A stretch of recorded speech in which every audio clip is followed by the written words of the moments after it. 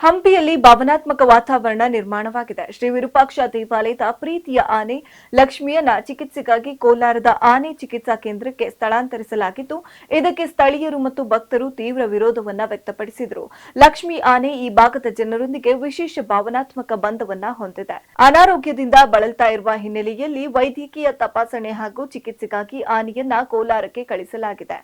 ಆನೆ ಸ್ಥಳಾಂತರದ ವೇಳೆ ಮಾವುತರು, ಭಕ್ತರು ಹಾಗೂ ಹಂಪಿಯ ಸುತ್ತಮುತ್ತಲಿನ ಗ್ರಾಮಸ್ಥರು ಕಣ್ಣೀರು ಹಾಕಿರುವ ದೃಶ್ಯಗಳು ಕಂಡುಬಂದಿವೆ.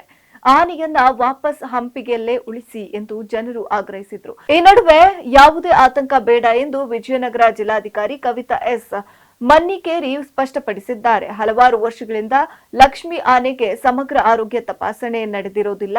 ಆದ್ದರಿಂದ 3 ತಿಂಗಳ ಕಾಲ ಚಿಕಿತ್ಸೆ ಹಾಗೂ ಅಗತ್ಯ ವೈದ್ಯಕೀಯ ಪರೀಕ್ಷೆಗಳನ್ನ ನಡೆಸಿ ನಂತರ ಮತ್ತೆ ಹಂಪಿಗೆ ಒಟ್ಟಿನಲ್ಲಿ ಹಂಪಿಯ ಜನರ ಪ್ರೀತಿ ಮತ್ತು ಭಕ್ತಿಯ ಪ್ರತೀಕವಾಗಿರುವ ಲಕ್ಷ್ಮಿ ಆನೆ ಶೀಘ್ರ ಗುಣಮುಖವಾಗಲಿ ಮತ್ತು ಮರಳಿ ಹಂಪಿಗೆ ಬರಲಿ ಅನ್ನುವುದೇ ಎಲ್ಲರ ಆಶಯ.